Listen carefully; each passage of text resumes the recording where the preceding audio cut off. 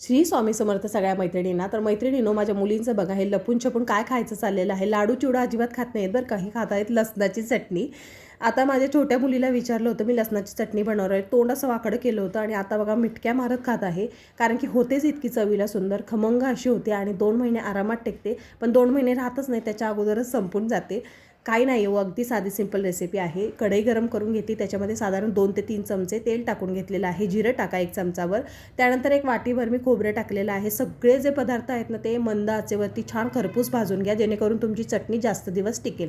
आता पाऊण ते अर्धी वाटी मी इथे शेंगदाणे टाकलेले आहे. त्याच्यानंतर मी ह्याच्यामध्ये 1 वाटी जो आहे तो लसूण टाकणार आहे आणि कढीपत्ता टाकणार आहे. कढीपत्ता अवश्य टाका मैत्रिणींनो, कारण की कढीपत्ता आपल्या जर केसाच्या समस्या असतात, म्हणजे जसं की केस वाढत नाही किंवा हेअरफॉल होतो जास्त, तर त्याच्यासाठी खूप गुणकारी आहे. सगळं भाजून घेतलं छानपैकी आणि थंड झाल्यानंतर मिक्सरमध्ये मी टाकून घेतलेलं आहे लाल तिखट, हळद आणि थोडंसं मीठ. तुम्हाला हवी असेल तर चिमटभर साखर टाकली तरी चालेल.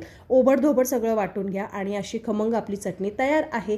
अतिशय चवीला अप्रतिम अशी होते. नक्की रेसिपी ट्राय करा आणि हो, आपल्या चॅनलला सबस्क्राईब केलं नसेल तर जरूर करा आणि जाता जाता लाईक देखील करून जावा. भेटूया अशाच पुढच्या छानशा व्हिडिओबरोबर. तोपर्यंत धन्यवाद.